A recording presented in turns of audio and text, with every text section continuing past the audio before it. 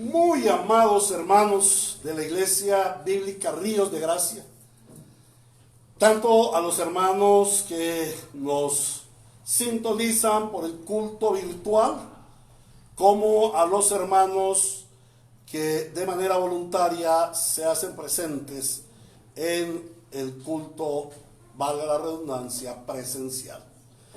Damos gracias a Dios nuestro Señor porque hoy nos ha dado un día sobre todo, lleno de su presencia, lleno de su gozo, y podemos rendir nuestro culto de adoración al Señor. Un saludo muy cordial también a los amados hermanos que nos sintonizan, sea durante la transmisión o sea posteriormente. El Señor le bendiga ricamente. Al hermano José Planas, que ya lo vemos aquí, a la hermana Dilma, que es fiel a las transmisiones, a la hermana Gloria, a todos los hermanos que están participando del culto virtual. El Señor le bendiga. Un saludo de sus hermanos en el culto presencial.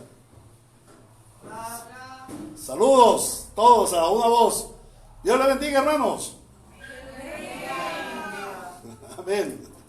Bueno, vamos a comenzar nuestro culto con oración, introduciéndonos a nuestro culto en oración. Nuestro amado Dios, Rey de gloria y majestad, Dios supremo y reverendo, el único digno de que seas honrado, glorificado, porque eres Dios en los cielos, Dios en la tierra, Dios debajo de la tierra, Dios del universo. Todo existe porque fue creado por ti y para ti, a tu nombre, toda la gloria. Esta mañana tu Iglesia Bíblica Ríos de Gracia nos reunimos delante de ti para rendirte servicio de adoración y de alabanza. Señor Dios, queremos postrarnos delante de ti y en obediencia a tu palabra reunirnos para que tú seas exaltado en el culto, y no solamente en el culto, sino en todo el día que tú has separado, apartado para tu gloria. Bendícenos, Señor, con tu presencia en esta mañana. Pero también hemos de mostrarte, Señor, nuestra humanidad con el remanente pecaminoso, reconociendo que hemos pecado contra ti y pidiéndote perdón por nuestros pecados. A pesar de que ya no somos pecadores, porque fuimos regenerados mediante la obra salvífica de nuestro Señor Jesucristo, y Él nos ha dado una nueva naturaleza santa. Y como ordena el Señor, sed santos como vuestro Padre es santo. Señor, nosotros solamente podemos decirte, hemos pecado, perdónanos. No debiéramos pecar, debiéramos ser impecables delante de ti, en virtud de tu obra salvífica, en virtud de la santidad que nos imprimiste, en virtud del Espíritu Santo, en virtud de la edificación en la palabra. No debiéramos pecar, pero aquí estamos, Señor, reconociendo que hemos pecado y pidiéndote perdón por nuestros pecados, porque solo tú, Señor, eres perdonador de pecados. De igual manera, Señor, nos consagramos en cada uno de los actos de esta mañana, en las oraciones, en los cánticos, salmos que vamos a presentarte hoy a ti, en la lectura pública de la palabra, en la predicación de la palabra y en la celebración del santo sacramento de la cena del Señor. Nos disponemos pues en tus manos de amor, te bendecimos y te adoramos ahora a través de los himnos y cánticos, himnos, salmos y cánticos espirituales. Y le ruego el favor a la iglesia hermosa, a la hermosa iglesia Ríos de Gracia, que vayamos al himno número 25. Un himno que habíamos olvidado prácticamente. Vine a mirar hace cuánto, y hace más de año y medio que no lo cantamos en la iglesia. Himno número 25. De Jehová cantaré, de Jehová cantaré.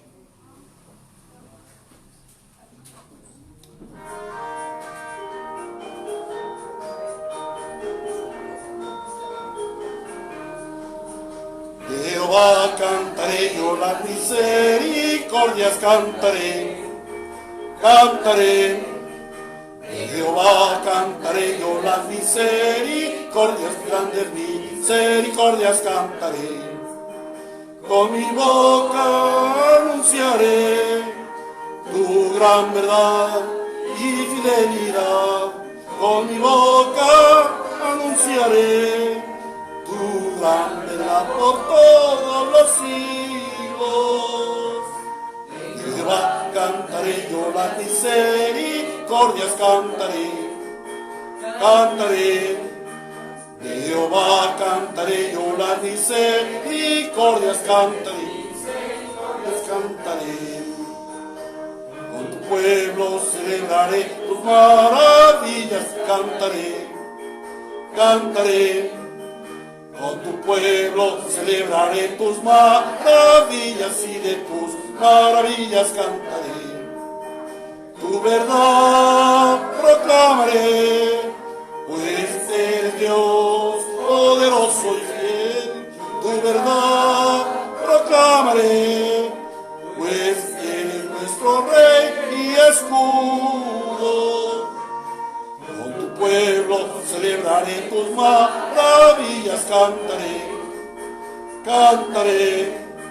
Con tu pueblo celebraré tus maravillas y de tus maravillas cantaré.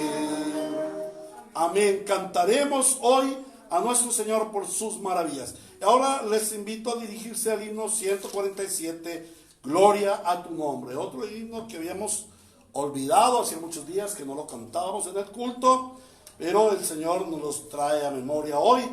Un día para darle gloria a nuestro Santo Dios y Salvador Jesucristo. Gloria a tu nombre, Señor.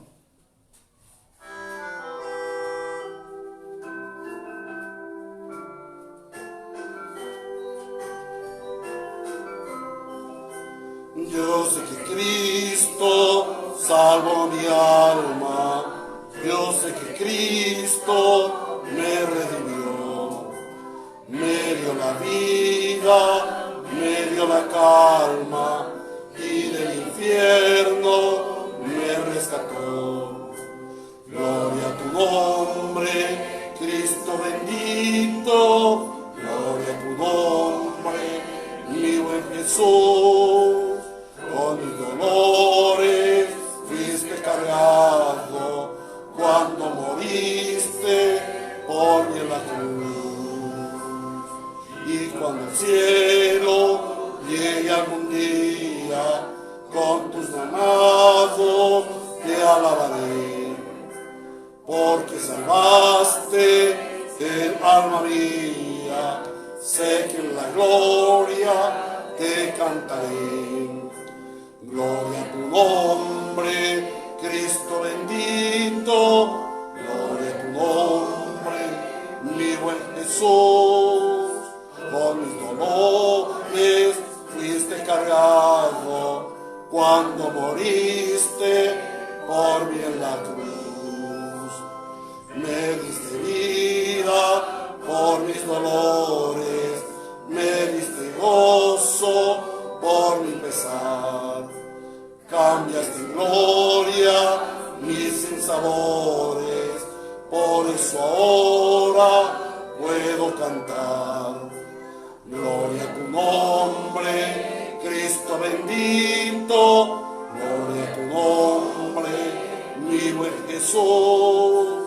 Con mis dolores fuiste cargado cuando moriste por mí en la cruz. Amén. Ahora le ruego el favor a mi amado hermano y consiervo, el diácono Mauricio Gómez, para que nos dirija en la lectura de la palabra, leyendo en nuestro favor la epístola del apóstol, la epístola de Santiago, hermano del Señor, en el capítulo 1.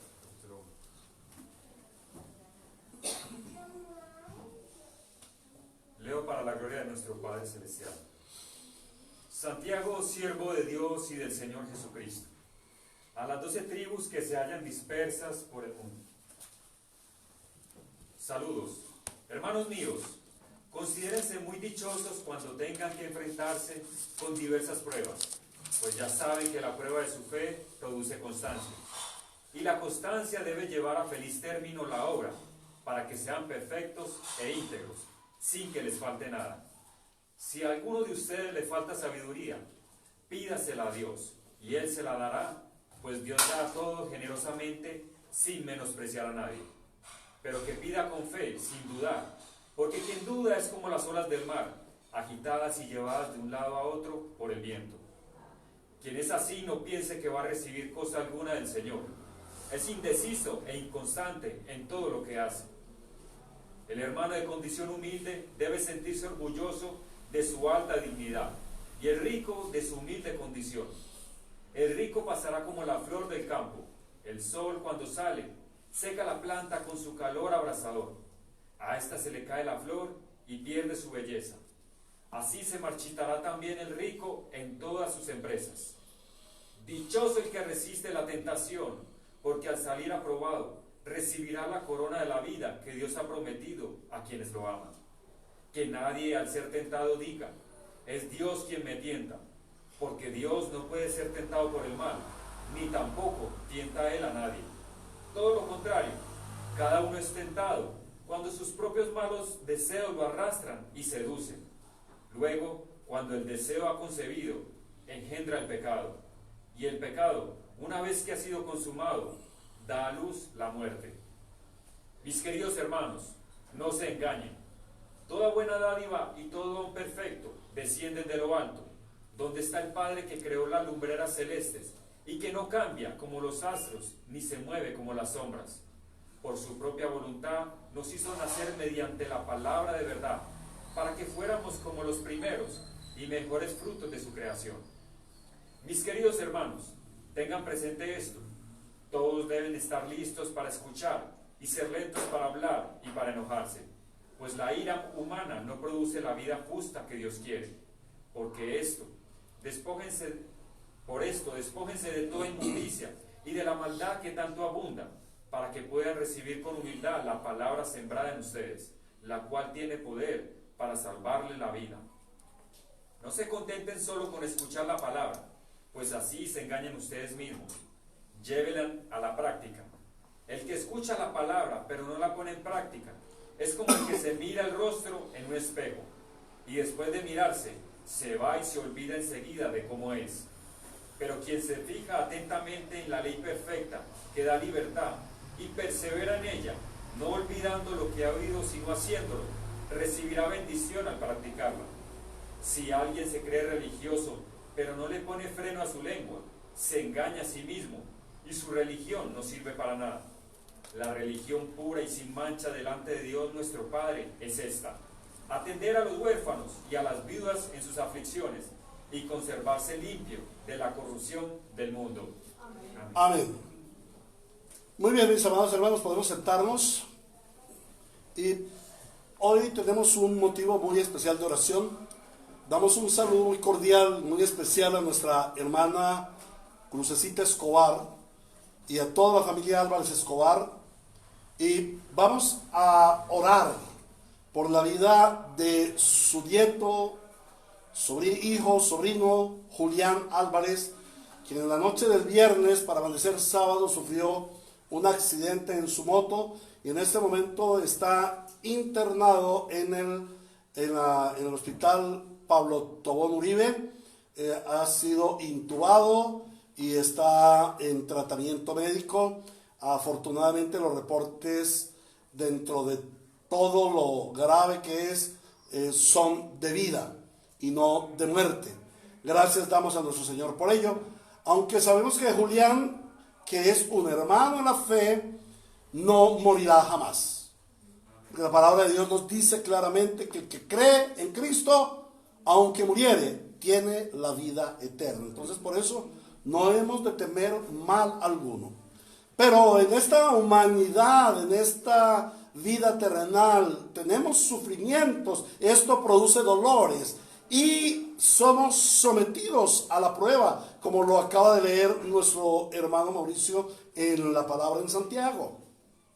Por eso la iglesia debe estar unida en oración, clamando al Señor por el bienestar y el bien ser de todos los hermanos. También vamos a orar por los servidores de la salud. Amén. Esos son los dos motivos de oración en esta mañana. Amado Señor, en esta mañana nos acercamos con confianza a tu trono de gloria, intercediendo por la vida de nuestro hermano Julián Álvarez, porque le ha ocurrido este accidente. Pero este accidente no ha sido ajeno a ti. Tú lo tienes todo bajo control. Tú fuiste propicio a él. Tú le guardaste. Aún enviaste como un ángel para que le guardara en medio del accidente y no sufriera un mayor percance. Oramos dándote gracias porque tú le cuidaste y le llevaste hasta el hospital en donde ahora está siendo atendido. Te damos gracias, Señor, por los médicos, enfermeras y toda la ciencia médica que está a su cuidado. Y te suplicamos que ellos sean siervos tuyos, prodigándole tu amor a Julián y ofreciéndole los mejores medicamentos, los mejores tratamientos, pero sobre todo la mejor atención, para que toda la familia Álvarez Escobar, y muy especialmente Julián, pueda ver tu gloria y que nosotros como iglesia te adoremos y te glorifiquemos. Suplicamos, Señor, para que seas tú obrando una recuperación conforme a tu perfecta voluntad. Nosotros como hijos tuyos creemos que Dios, nuestro Señor, en la persona de nuestro Señor Jesucristo, es nuestro sanador perfecto, de una manera parcial, en esta tierra, en este mundo, en este tiempo, pero de una manera perfecta en la esperanza de la gloria venidera. Por tal razón oramos, Señor, pon tu mano sanadora. Tu palabra dice, y por tus llagas fuimos nosotros curados. Esa es nuestra esperanza. Queremos aún glorificarte, adorarte y darte las gracias por todo y en todo, en Cristo Jesús, Señor nuestro. Amén. También nos permitimos orar, Señor, en esta mañana y traer a tu presencia a los servidores de la salud por su entrega y servicio a la humanidad en este tiempo de COVID-19. Para ellos ha sido un trabajo arduo, un trabajo difícil. Para muchos de ellos ha sido un conflicto. Para muchos de ellos ha sido inclusive contagio para ellos y para su familia. Ten misericordia de ellos. Aún algunos de estos héroes han partido. Pero, Señor, oramos muy especialmente por nuestros hermanos que están involucrados en las ciencias de la salud, los médicos, las enfermeras, los paramédicos, los laboratoristas, todas las personas que tienen que ver con la atención médica de los enfermos por COVID-19 y otras enfermedades. Oramos por los auxiliares de enfermería, auxiliares de instrumentación, todos los hermanos que están involucrados en la ciencia médica. Oramos, Señor, para que seas tú fortaleciéndoles, pero sobre todo para que ellos estén mostrando a Cristo como el único Señor y suficiente Salvador para todos los pecadores. Que tu gracia sea en que a través de esta pandemia se cumpla tu propósito de evangelismo, tu propósito de avanzar el reino de los cielos en esta tierra perdida, en este mundo pecador.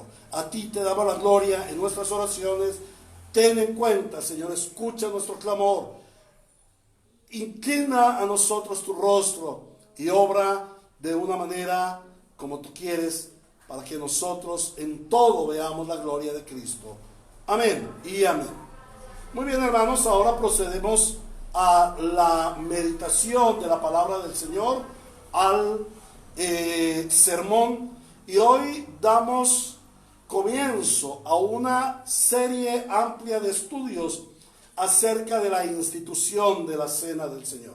Realmente son 5 versículos del 26 al 31, del 26 al 30, del Evangelio según San Mateo, pero es un tema tan amplio y tiene tanto contenido que vamos a pararnos un tiempo aquí y vamos a meditar meticulosamente en este texto, la institución de la Cena del Señor. Y hoy, en el Día del Señor, hoy estamos a como 23 de agosto de 2020, vamos a ver nuestro primer sermón, la Cena de Comunión Familiar. La Cena de Comunión Familiar. Y les ruego que vayamos a la Sagrada Escritura. Vamos a parar un momentico, ya se está grabando. Vamos a estar grabando, vamos a repetir.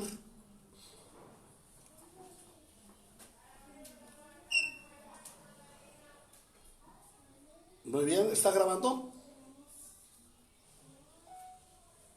Bueno, un saludo a todas las personas que por medio de YouTube pueden ver este video, esta predicación titulada La Cena de Comunión Familiar, basada en la serie de enseñanzas. Esta es la primera de la serie de enseñanzas, la institución de la Cena del Señor.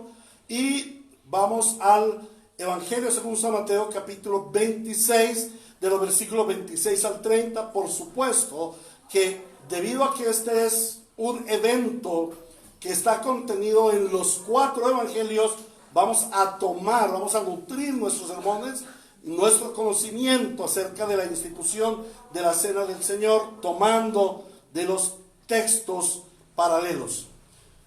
Vamos a leer la palabra de Dios en Mateo capítulo 26, versículos 26 al 30. Dice así el Señor hoy a su iglesia. Mientras comían, Jesús tomó el pan y lo bendijo. Luego lo partió y se lo dio a sus discípulos, diciéndoles: tomen y coman, esto es mi cuerpo. Después tomó la copa, dio gracias y se la ofreció, diciendo: beban de ella todos ustedes. Esto es mi sangre del pacto, que es derramada por muchos para el perdón de pecados. Les digo que no beberé de este fruto de la vid desde ahora en adelante hasta el día en que beba con ustedes el vino nuevo en el reino de mi Padre. Después de cantar los salmos, salieron al monte de los olivos. Palabra de Dios. Oremos a nuestro Señor para que sea Él dándonos el entendimiento de su sagrada escritura. Amado Rey, nuestro Señor Jesucristo, nuestro Redentor, el Hijo de Dios, el Alfa y la Omega, el eterno Santo Dios. Amado Padre, que te plació darnos en tu Hijo Jesucristo la mayor prueba de tu amor y a través de él insertarnos en la familia de Dios. Precioso Espíritu Santo Consolador, Espíritu poderoso del Trino Dios, que ha hecho habitación en nuestro corazón y que nos ha ligado con cuerdas de amor a la filialidad divina en Cristo Jesús nuestro Señor. Hoy estamos aquí frente a tu palabra. Estamos aquí para conocer tus planes, tus propósitos, el significado de lo que es la celebración de la Santa Cena en la iglesia. Y te pedimos que tú nos ilumines para ser edificados en la santísima fe que nos has dado para siempre. Pero también te suplicamos para que aquellas personas que no por casualidad, sino conforme a tu eterno decreto, has preparado para que escuchen este sermón, que en tu gracia les concedas la fe y el arrepentimiento por escuchar la voz del Evangelio. Y a este tu siervo, Señor, te ruego, te suplico, gobiernes todo mi ser, mi mente, mi corazón, mis labios, mi lengua, para que yo sea fiel expositor de tu palabra, que tu iglesia sea edificada, que los incrédulos reciban salvación y vida eterna, pero por sobre todo, que tú, Señor, seas supremamente glorificado en Cristo Jesús, Señor nuestro. Amén y amén. Muy bien, amados hermanos, uno de los actos frecuentes en nuestro culto cristiano es la celebración de la Santa Cena. Nosotros le llamamos la Santa Cena, también la Cena del Señor. Con esos nombres es conocida en el ámbito cristiano evangélico, pero también se conoce en otros ambientes religiosos, y no solamente católicos romanos, como la Eucaristía o la Cena de Comunión. Este es un acto que a través de los tiempos, un acto litúrgico que a través de los tiempos, con los cambios religiosos, con los cambios culturales, ha ido perdiendo su esencia, su significado y su importancia. A tal punto que ya para la gran mayoría de cristianos, la Santa Cena no es ese símbolo del pacto, como nos lo evidencia la palabra de Dios. La Santa Cena es símbolo del pacto de Dios para con nosotros, es símbolo de nuestra fe en Cristo. Y esto se ha olvidado en la iglesia.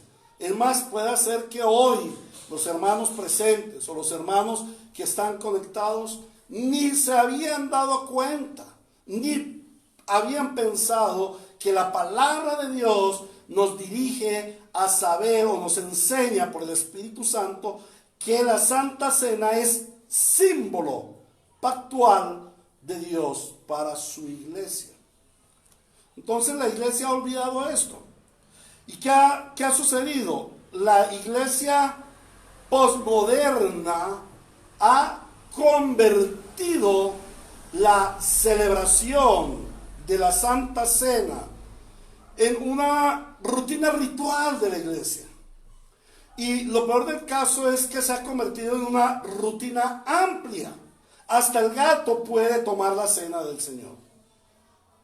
Imagínate tú una iglesia en donde hay 10,000 personas y llegue a celebrarse la cena del Señor sin conocimiento bíblico. Cualquiera que llegue allí puede tomar el pan y comer el vino, tomar el vino y comer el pan de una manera incorrecta, ofendiendo lo que es el pacto del Señor o el símbolo del pacto del Señor. Hoy en día, la iglesia posmoderna, repito, las iglesias reformadas afortunadamente tenemos un conocimiento más profundo, pero cada día debemos profundizar más. Las iglesias posmodernas han cambiado el conocimiento espiritual dado por la palabra de Dios.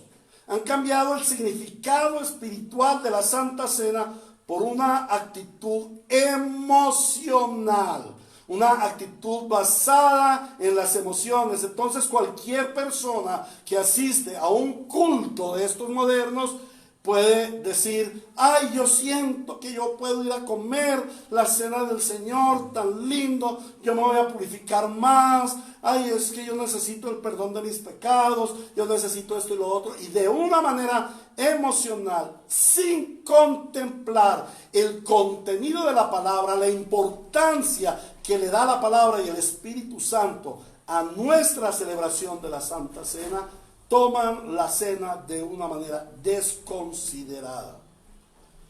Como iglesia bíblica y reformada, bautista reformada, Ríos de Gracia, debemos conocer profundamente el significado, el valor y el alcance que Cristo nuestro Señor le ha dado a este sacramento, para que lo celebremos conforme el Señor lo ha determinado en su palabra. Tenemos que celebrarlo como Él dice y no como a nosotros nos parece, de tal forma que este símbolo llegue a obrar en nuestras vidas como Él lo ha dispuesto, como Él lo ha preparado. ¿Y cómo lo ha preparado el Señor? Él lo ha preparado como un medio de gracia para los santos creyentes. Este es un medio de gracia, un alimento espiritual que fortalece espiritualmente al creyente, valga la redundancia.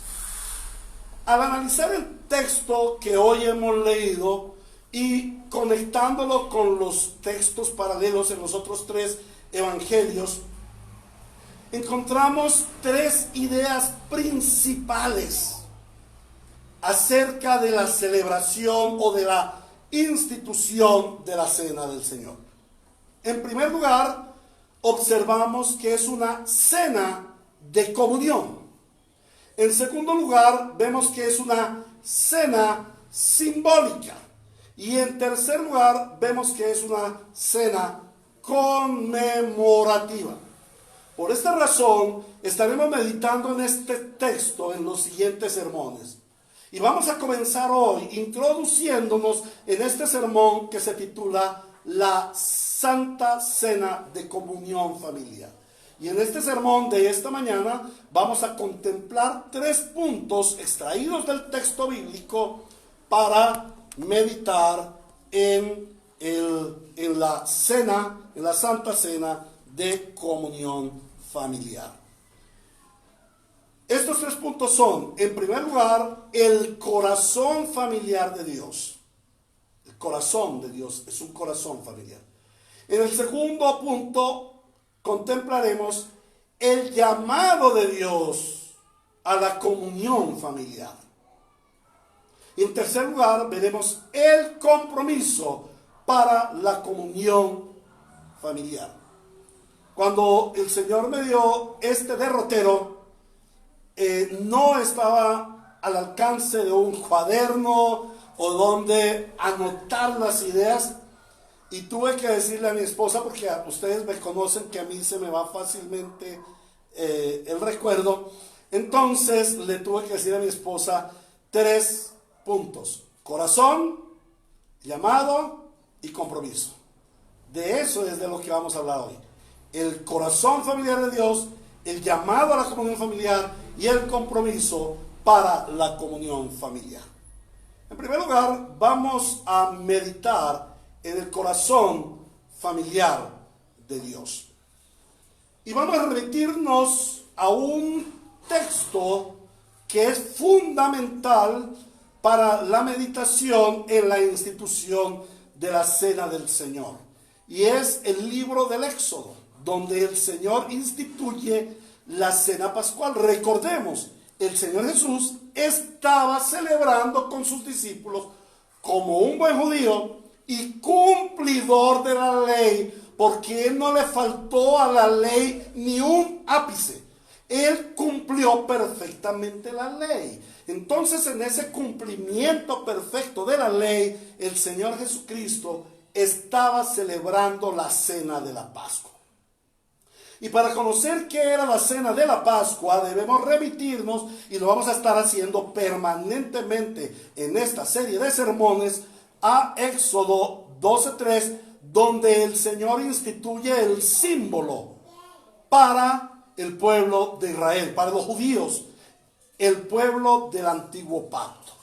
Entonces, el Señor Jesucristo, entonces en la palabra de Dios encontramos en Éxodo 12:3 lo que el Señor nos dice acerca de la cena pascual como una cena familiar. Y vamos a mirar a través de ese texto cómo es que el Señor tiene un corazón familiar. Éxodo 12:3 dice así, en el nombre del Padre, del Hijo y del Espíritu Santo: hablen con toda la comunidad de Israel y díganles que el día 10º de este mes todos ustedes tomarán un cordero por familia, uno por cada casa. Esa era la orden del Señor para el pueblo de Israel. Y eso era lo que nuestro Señor Jesucristo estaba cumpliendo de la ley aquella noche de la cena pascual. Entonces, el primer aspecto que nos revela el Espíritu Santo acerca de esta institución de la Cena del Señor es que ella tiene un fundamento de comunión familiar. O sea, es una cena que está fundamentada en la comunión familiar, y no precisamente desde el texto en Éxodo. Hay textos anteriores que nos pueden hablar acerca de la comunión familiar con Dios, pero que no nos hablan tan efectivamente de la Santa Cena o de la Cena Pascual como una comunión familiar con Dios. Recordamos que el Señor Jesucristo y sus discípulos estaban celebrando esa fiesta nacional llamada la Cena de la Pascua. Este era un símbolo, una señal del pacto de Dios para con el pueblo judío. Había sido establecida cerca de 1500 años desde el Éxodo para el pueblo de Israel y no para los otros pueblos. El extranjero no podía tomar la la Cena Pascual, a menos que él se introdujera en la familia de Dios. Entonces era una cena establecida desde el Éxodo para el pueblo de Israel, y su objetivo fundamental era el de recordarle a la nación de Israel que esa nación era el pueblo santo, el pueblo escogido, que había sido llamado a tener una comunión familiar con Dios. De hecho, en varios textos del Antiguo Testamento, el Señor nos habla: y yo seré para ellos padre, y ellos serán para mí sus hijos. Y en otros lugares el Señor dice: porque yo te llamé para ser mi esposa, pero tú no quisiste ser mi esposa. Entonces, la relación es la relación de Dios para con su pueblo es una relación familiar. Ahora, esta cena, el Señor ordena, tenía que celebrarse en familia. Pues si era familiar, había que celebrarla en familia. ¿Y quién es la familia? El papá, representante del Señor en el hogar, la cabeza, su esposa y madre, los hijos y nietos que estuvieran en aquel conglomerado. Recordemos que el conglomerado familiar de los judíos es muy amplio. Los hijos se quedan en la casa paterna, siguen laborando en su oficio, en sus oficios de la granja, de la finca paterna, y cada día van extendiendo sus toldas. Ese es el diseño de Dios para el pueblo de Israel. Entonces, ellos tenían que reunirse, el papá, la mamá, los hermanos, los nietos y algunos familiares muy directos de los padres. Desde un inicio, desde que el Señor estableció la cena de la Pascua, Él tenía el principio de hacer una cena de comunión, una cena que llevara impreso el deseo de Dios de establecer su nación a partir de familias, pero familias que fueran piadosas, familias que fueran obedientes, familias que estuvieran en comunión con Dios, pero también que estuvieran en comunión entre sí. Pero en esta oportunidad es extraña esta celebración pascual. El Señor Jesús no celebra la Pascua con sus familiares más directos. Por ejemplo, María, su mamá, y sus hermanos, que bien, entre ellos solos podrían haber hecho la cena pascual, sino que el Señor convoca a sus apóstoles. Él se retrae de invitar o de convocar a su familia natural para convocar a sus apóstoles. Y Él los convocó a los 12, como ya lo hemos visto en la secuencia de la traición de Judas. Él los convocó, Judas estaba allí. ¿Y para qué Él los convoca a los 12? Para que ellos celebraran la fiesta pascual en unidad familiar. Pero ¿cómo podían celebrar la fiesta en unidad familiar si muchos de ellos ni siquiera eran parientes?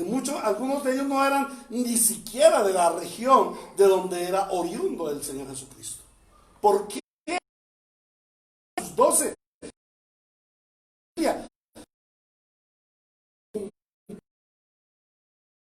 no es así. En Marcos, capítulo 3, de los versículos 31 al 35, el Señor Jesucristo en su palabra nos dice esto. En eso llegaron la madre y los hermanos de Jesús. Se quedaron afuera y enviaron a alguien a llamarlo, pues había mucha gente sentada alrededor de él. Mira, tu madre y tus hermanos están afuera, le dijeron los emisarios. Y el Señor Jesús para un momento y les dice: ¿quiénes son mi madre y mis hermanos? Luego echó una mirada a los que estaban sentados alrededor de él y añadió: aquí tienen a mi madre y a mis hermanos. Cualquiera que hace la voluntad de mi Dios es mi hermano. La verdadera familia de nuestro Señor Jesucristo somos nosotros, su pueblo redimido, su iglesia, a los que Él ha amado eterno y a quienes nos ha ligado con producción del sermón que está estrechamente relacionado, que forma parte de la historia.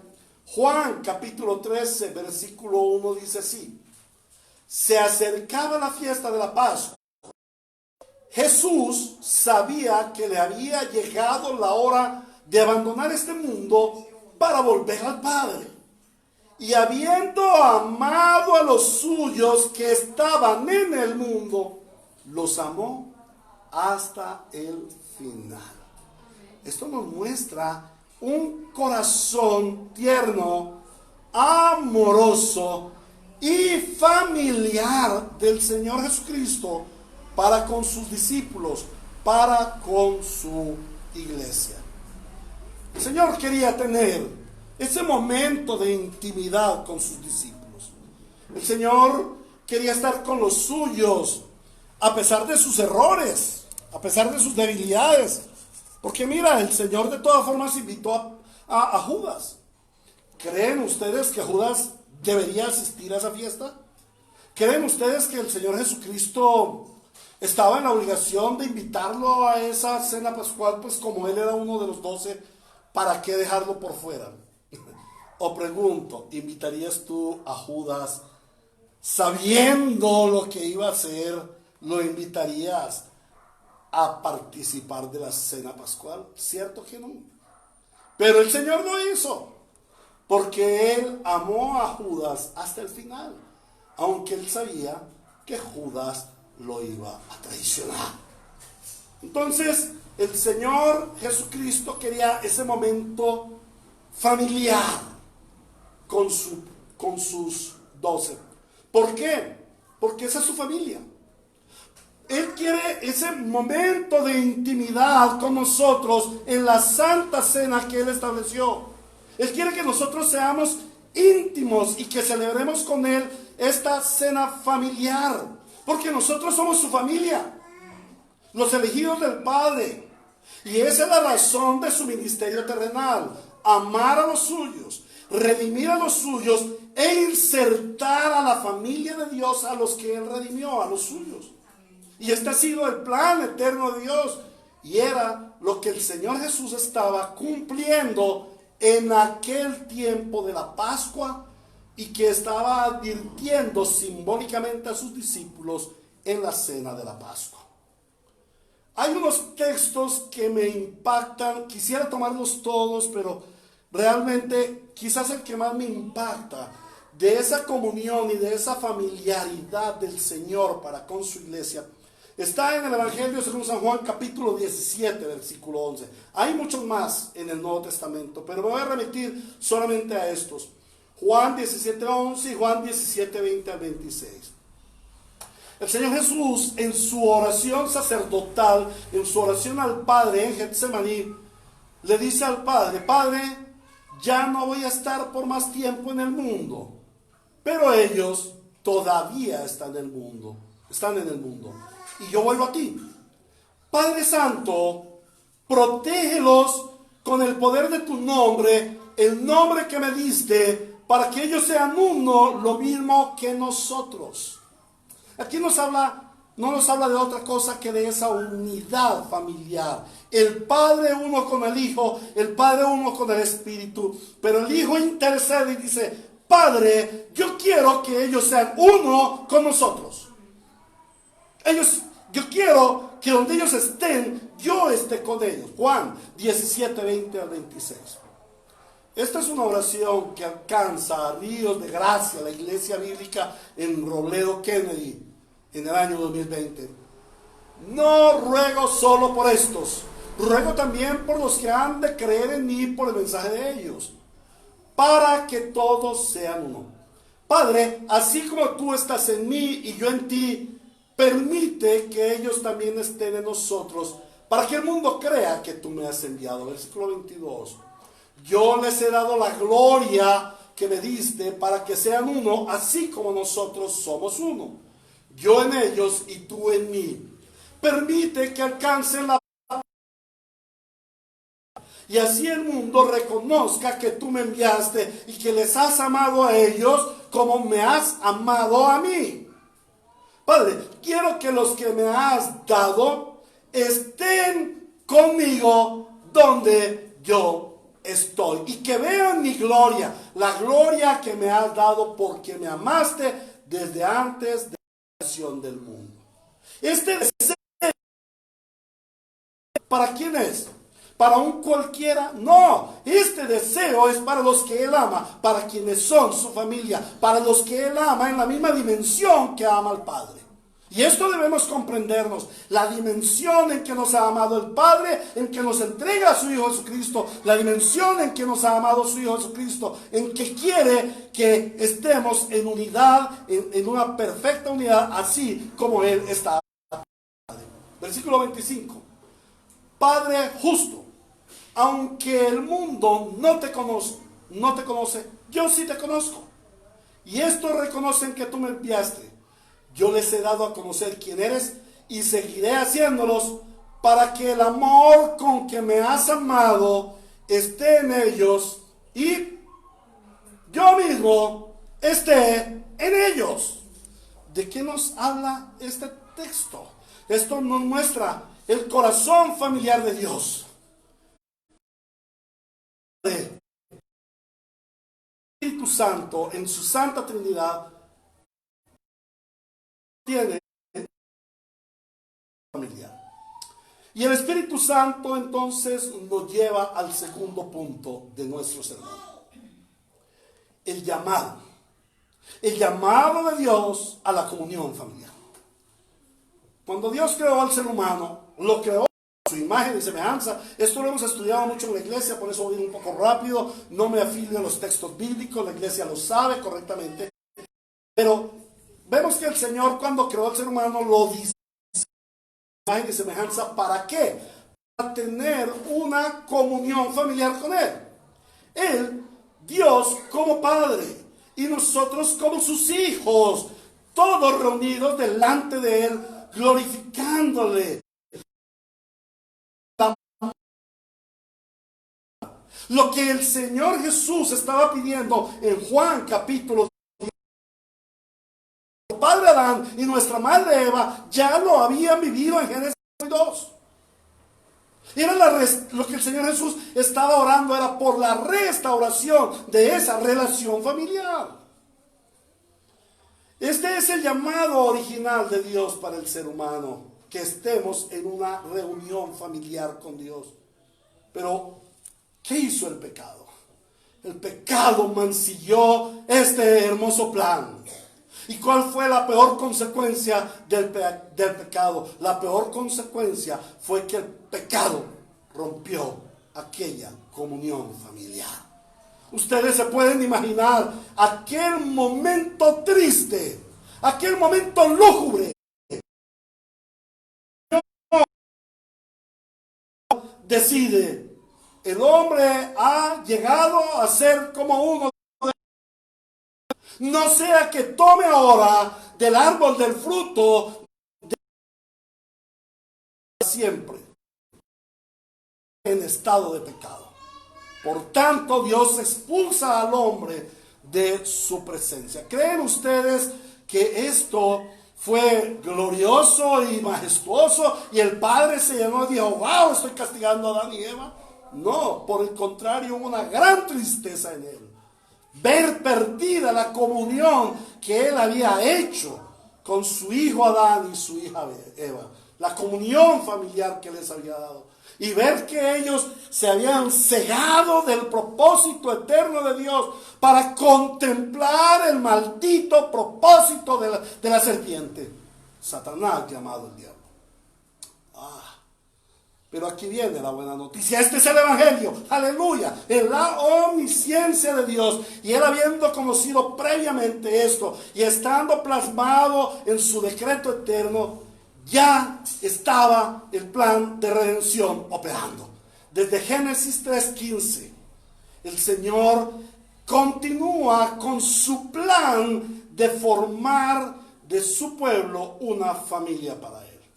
El propósito principal de la redención es que la comunión familiar sea restaurada en Cristo Jesús, para que como familia, Él, el Señor Jesucristo, sea el esposo eterno de su iglesia redimida por Él, para de esta forma darle la gloria al Padre. Este plan redentivo vemos en la Biblia que se desarrolla en dos etapas. La primera es la preparación para el Evangelio. El ruego favor a la grabación, se perdió, se salió la grabación. Entonces vemos que el plan redentivo se desarrolla en dos etapas. La primera es la preparación para el Evangelio en el antiguo pacto con el pueblo de Israel. Y la segunda es la venida del Evangelio en el nuevo pacto con la iglesia, mediante el sacrificio vicario de nuestro Señor Jesucristo, o sacrificio sustituto. En el desarrollo de este plan es que el Señor Jesús viene a celebrar la última cena pascual y la primera santa cena de la iglesia. Es una cena de transición entre el antiguo pacto y el nuevo pacto, entre el pueblo de Israel y la iglesia. Ahora, para poder comprender un poquito mejor cómo es la Santa Cena y esa comunión familiar, debemos ver cómo se desarrolla la cena de comunión familiar. La cena pascual constaba de dos partes. En primer lugar, había una parte social y en segundo lugar, una parte ceremonial. Cuando nosotros vamos al texto, en el versículo 26, la primera frase que dice es, mientras comían. Entonces transportémonos en la máquina del tiempo y vayamos a ese momento. El Señor Jesús está reunido con sus discípulos como desde las 6 de la tarde. Están allí todos, ya estaba dispuesta la cena, servida. Y los discípulos, el Señor Jesús y los discípulos empiezan a tener un tiempo de comunión, un tiempo familiar. En ese tiempo ellos oraron, todos oraron. Por eso es inexcusable Judas, porque Judas participó de esa oración, de esa bendición. Entonces ellos oraron, compartieron su vida, sus luchas, sus inquietudes. ¿Y por qué será que el Señor Jesús nos llamó a nosotros y no a María y a sus hermanos? Y bueno, ¿y cómo está tu familia? ¿Y qué pensará tu mamá y tu familia de ti, Pedro, que no estás con ellos y no estás aquí con el Señor? Ellos compartieron. También discutieron. En el Evangelio según San Lucas se nos refiere que ellos seguían discutiendo acerca de quién iba a ser el más importante en el reino de los cielos. También vino el lavamiento de los pies. Eso fue lo primero que se hizo. El Señor Jesús le lava los pies a los discípulos. También el Señor Jesús anuncia la traición de Judas, y como lo vimos hace 8 días en el sermón, esto produjo un escalofrío en toda la familia del Señor, en todos los discípulos, exceptuando por supuesto a Judas el traidor. Entonces ellos preguntaron, ¿seré yo, Señor? ¿Seré yo, Señor? Y aún Judas en su descaro dijo, ¿acaso seré yo, maestro? Tremendo eso. Ahora, ellos también comieron el cordero. Parte de la ceremonia inicial era comer el cordero.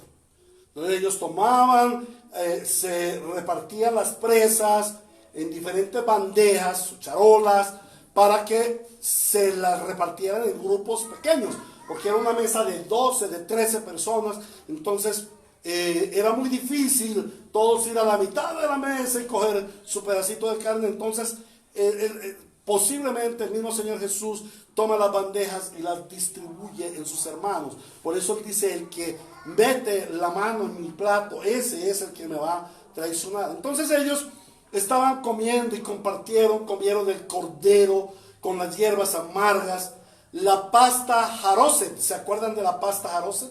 Era una pasta que se hacía con higos, manzana, y les recordaban los ladrillos que tuvieron que hacer en la época de la esclavitud. Y además de eso, tomaron las 2 primeras copas de vino. Se tomaban 3, a veces 4. Se tomaron las primeras 2 copas de vino. Pero conforme al Evangelio de Juan, Jesús, en medio de la cena, le da el bocado a Judas y le dice que fuera a hacer lo que tenía que hacer. Y en Juan capítulo 13, versículo 30, dice: en cuanto Judas tomó el pan, salió de allí, ya era de noche. O sea, ya estaba oscuro. Podrían ser las 8 de la noche o algo más. Entonces esta parte se refiere a la primera parte de la cena.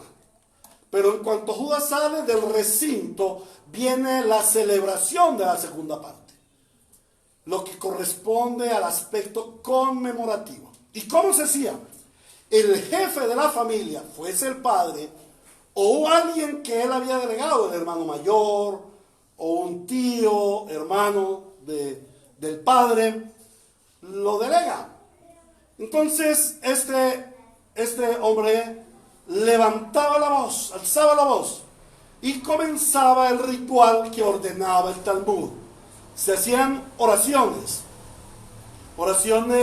en hebreo, oraciones en arameo, y se le daba gracias al Señor por la libertad que les dio de la tierra de Egipto, por haberlos introducido en la tierra prometida y por haberlos preservado como familia a pesar de la expulsión, a pesar de que él los llevó a Babilonia, la expulsión a Babilonia. Entonces allí venían las oraciones y daban gracias por estar la familia reunida. Qué bueno que la familia está reunida, era algo que ellos decían. Pero inmediatamente venía el padre y tomaba el pan sin levadura, que recuerden, representaba la santidad, la no pecaminosidad del pueblo. Esto era una demanda de Dios para su pueblo santo, y él lo partía en pedacitos y se lo repartía a los hermanos, y luego tomaban la última copa de vino. Pero ahora, como les dije, esta cena era muy diferente en muchos aspectos. Era la última cena de Pascua válida para el pueblo de Israel en el Antiguo Pacto. Pero era el comienzo de la Santa Cena en Cristo, válida para el Nuevo Pacto en la iglesia. Por esta razón el Señor Jesús usa una liturgia diferente. Y esto debió haberle parecido raro a los discípulos.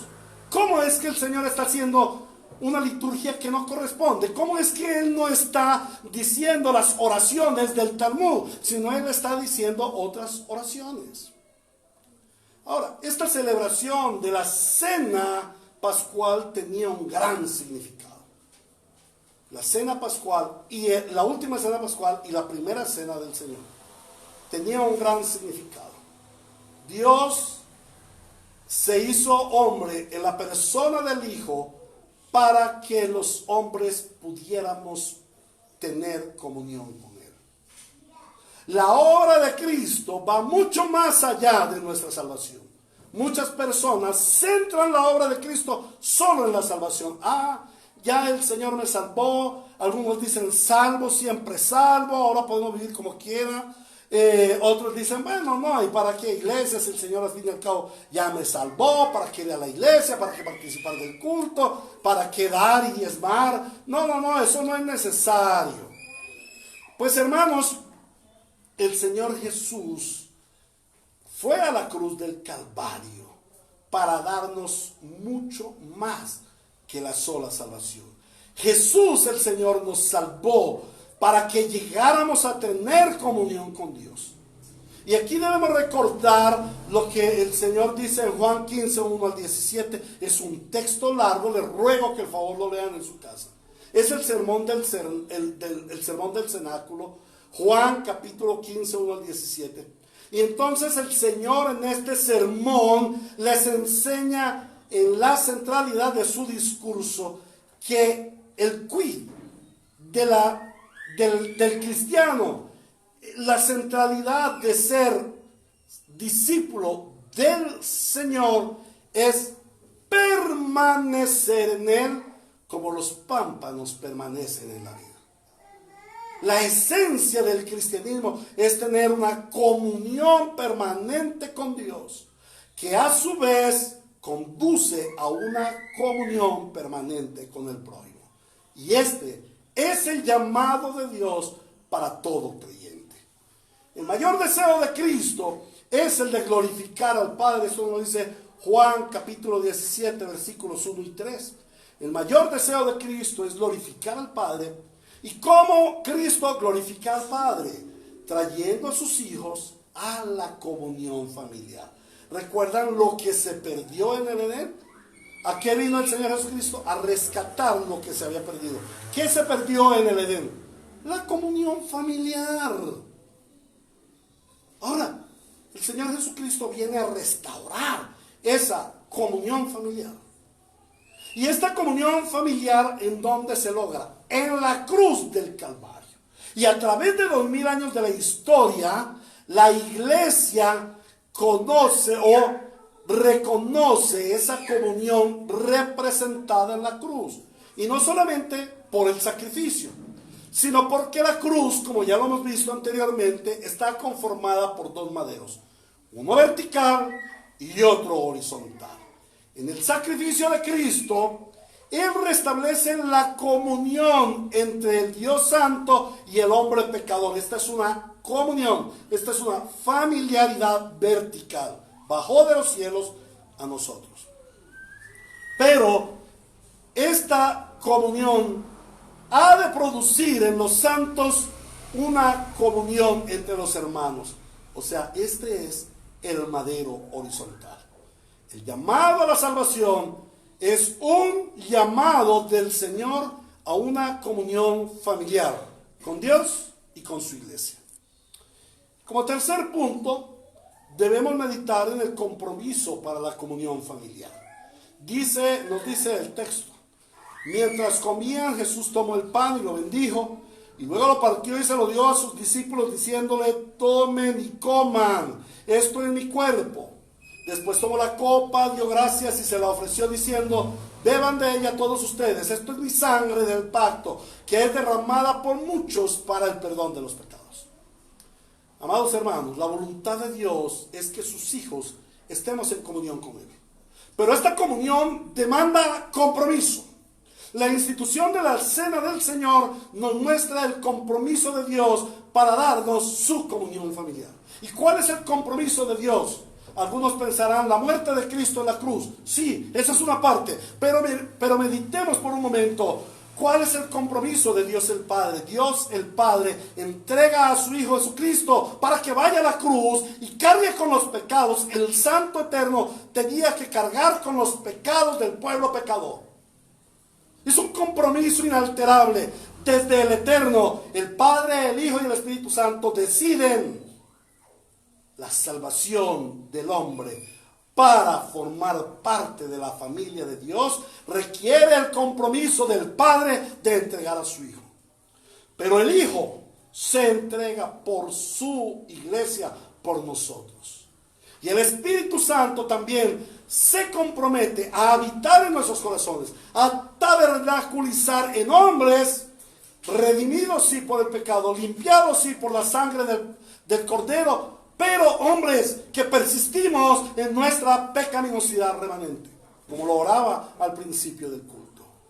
Y el Espíritu Santo, a pesar de ello, se compromete a guardarnos y a edificarnos para sostener la familiaridad con Cristo y la familiaridad con Dios hasta su pronta venida.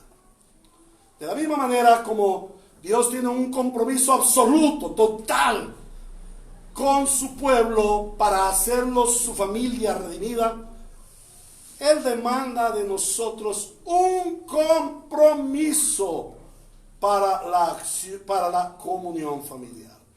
Muchos cristianos o pseudo cristianos son enemigos del compromiso y dicen cosas como: ahora vivimos por gracia, ya no tenemos que hacer nada, la ley ya pasó, estamos libres de las demandas. Falso, hermanos. Esto no es verdad, porque Dios demanda de nosotros un compromiso para poder sostener nuestra comunión familiar con Él. Y por esa razón, a sabiendas de que nosotros, como seres humanos falibles, seres humanos incapaces moralmente para sostener una relación familiar con el Dios Santo, Él nos dota del Espíritu Santo del Trino Dios, para que por medio de Él nuestra comunión familiar progrese día tras día, florezca, se consolide. ¿Y cómo? En una santificación personal y en una constante consagración a Él. Pero también el Señor nos demanda compromiso en la unidad y comunión los unos con los otros. Y este debe ser nuestro propósito de vida: agradarle a Él con esa comunión familiar en las dos dimensiones, la dimensión hacia Dios y la dimensión a los hermanos. La cruz operó en nosotros con la línea vertical de arriba hacia abajo para darnos salvación, y horizontal de izquierda a derecha para darnos comunión entre los hermanos. Pero la cruz también obra en nosotros a través de la línea vertical, restaurando la relación familiar con Dios, la adoración, el servicio, la obediencia, pero obra de una manera horizontal en un trato familiar con nuestros hermanos, los unos con los otros. Una de las más importantes evidencias de la salvación es tener comunión familiar con nuestros hermanos. Es amar a nuestros hermanos como Cristo nos amó y se entregó a sí mismo por nosotros. Ninguno que no ame a su hermano puede decir que ha sido salvado. Primera de Juan, capítulo 5, versículo 2 dice: todo el que cree en que Jesús es el Cristo ha nacido de Dios, y todo el que ama al Padre ama también a sus hijos. Y primero de Juan, capítulo 2, versículo 9 nos dice: el que afirma que está en luz, pero odia a su hermano, todavía está en la oscuridad. Esto quiere decir que todavía no es salvo. El Señor nos ha llamado a tener un compromiso serio en nuestra relación de familiaridad con Él.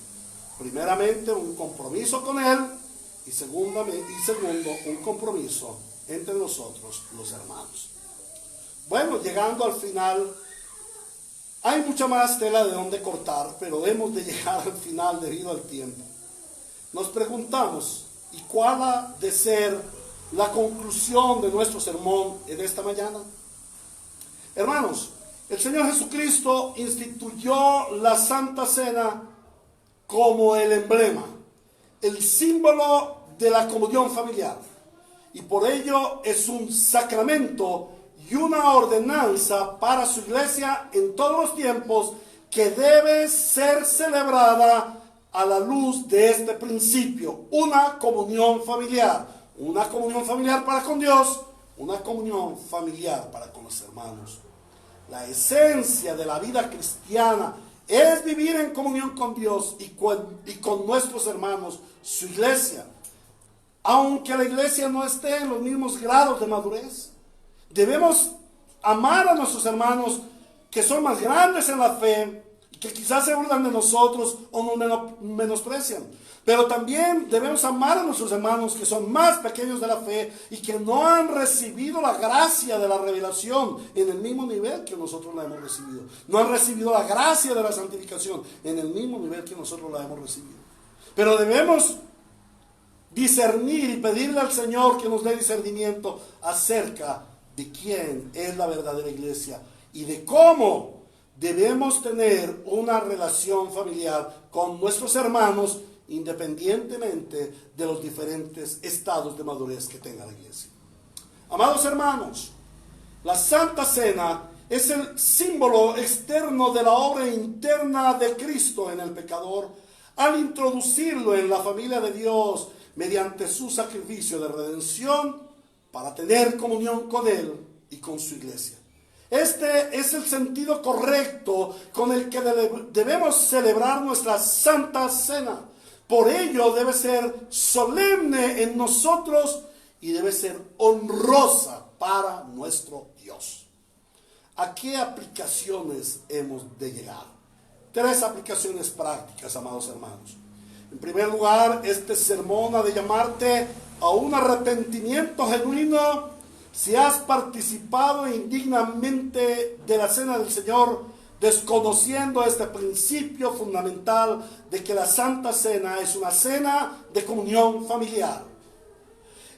Este sermón debe producir en ti un examen personal, como lo dice el apóstol Pablo en 1 Corintios 11:28, hablando también de la Santa Cena. Y debe conducirte a que tengas un arrepentimiento, a que tengas a partir de ahora una suma reverencia por este sacramento del Señor, comprendiendo el alto valor de la comunión familiar con Él y la comunión familiar con tus hermanos. Y esto no implica que por el hecho de que tú estés mal con Dios o estés mal con tu hermano, no participes de la cena del Señor. Esto implica que cuando estés mal con Dios o cuando estés mal con tu hermano, debes venir a Dios y pedir perdón y arrepentirte. Y debes venir a tu hermano y pedirle perdón a tu hermano y arrepentirte, aunque él haya sido el causante de la falla, aunque él haya sido a quien ha pecado.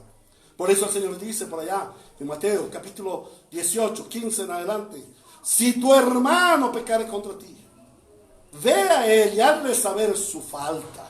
¿Para qué? Para ganarle.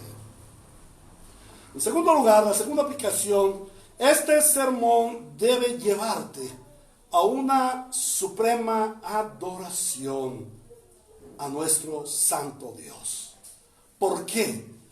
Por su gracia, por la gracia de haberte introducido en la familia de Dios, por la gracia de haberte llamado a ser su hijo sin merecerlo. Porque cuando eras pecador, eras enemigo de Dios, destituido de su reino y aborrecible a su naturaleza santa. Pero Cristo pagó por ello. Y cada vez que te acerques a la Santa Cena, debes meditar en que ahora eres familia de Dios, que estás delante de tu Padre, estás delante de tu Redentor Jesucristo, estás delante del Espíritu Santo Consolador, y que esta ordenanza debe recordarte que el propósito de Dios es que estés en comunión con Él y con tus hermanos, la familia de Dios.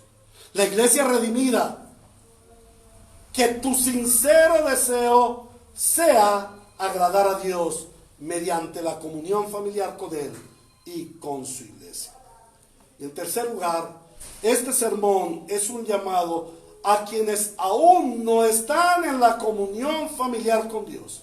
Debo decirte sinceramente, sin tapujos, no te puedo esconder esta gran verdad, que si tú no estás en comunión con Dios, tu naturaleza es la del pecador y tu destino será la condenación eterna en el fuego del infierno. Hoy, mediante esta predicación y la celebración de la Santa Cena, que es una dramatización del sacrificio de Cristo el Señor, Él te llama a que vengas a Él y clames a Él para tener comunión con Él.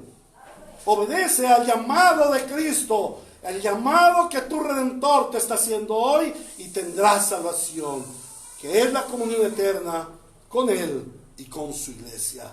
Solo a Dios sea la gloria en su iglesia por los siglos de los siglos. Amén.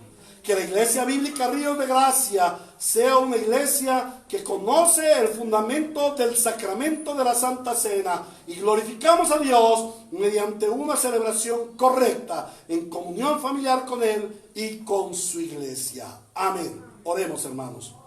Amado Dios, gracias te damos por la palabra que hoy nos ha dado. Gracias, Señor, porque has hablado claramente a tu iglesia. Gracias, Señor, por hacernos saber que nuestra relación contigo es una relación filial lograda por Cristo en su sacrificio en la cruz.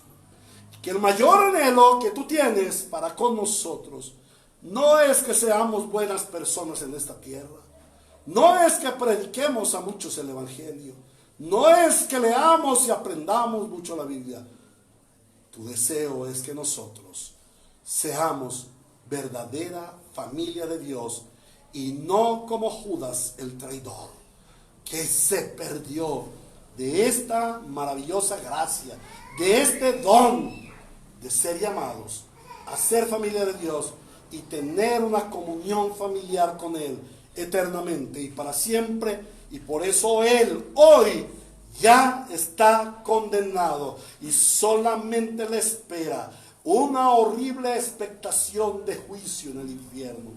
Por eso oramos para que tú, Señor, obres en el corazón de todo aquel que ha escuchado este sermón y que aún no se ha rendido a los pies de Cristo, para que le traigas a salvación y vida eterna, pero principalmente a que le traigas a una comunión genuina contigo.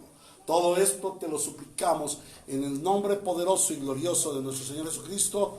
Amén y amén. Muy bien, amados hermanos, ahora para cerrar nuestro sermón en esta mañana, vamos a cantar el himno 232, Cordero. Himno 232, Cordero. Gracias, Señor, porque como Cordero Santo de Dios bajaste del cielo para darnos tu salvación e introducirnos en la familia de Dios.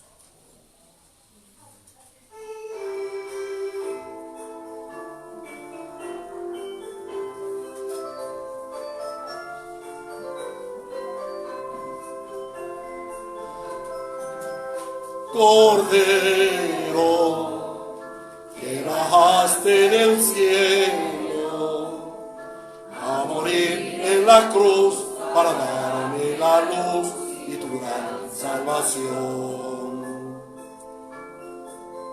Vertiste sangre inmaculada, con la cual mi maldad al morir en la cruz la borraste, Jesús.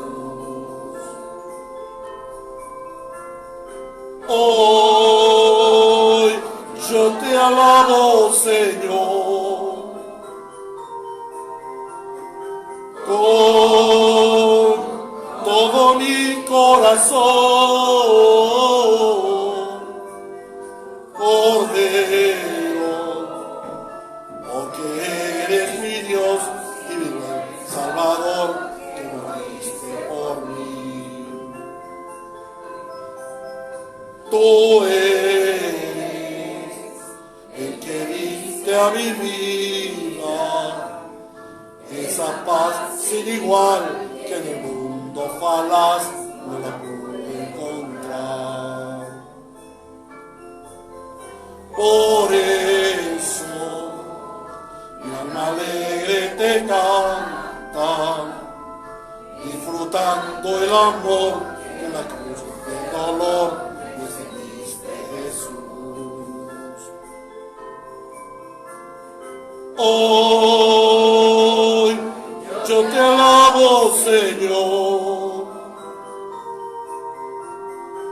con todo mi corazón, Cordero, porque eres mi Dios y mi buen Salvador, que moriste por mí. Muy bien, amados hermanos, de esta manera, seguido este tiempo, vamos a celebrar la Cena del Señor.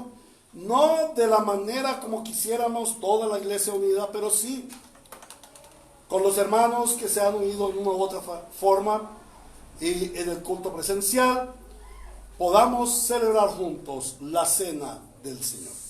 Damos gracias al Señor por todos los hermanos que han estado en la transmisión. Que el Señor lo bendiga. A la hermana Joely Regino, Sara Cordero, al hermano Aiser Manuel. El Señor le bendiga. El Señor le llene de su paz. A la hermana Crucecita, a John, Gloria y su familia, a todos los que han estado conectados. Nuestro Señor les bendiga ricamente, les llene de su paz y les haga sentir su familiaridad con ustedes. Hermanos, los amo mucho en el Señor y esperamos que esto también pase pronto. A Él sea la gloria por los siglos de los siglos. Amén y amén. Chao, chao, hermanos. Bendiciones.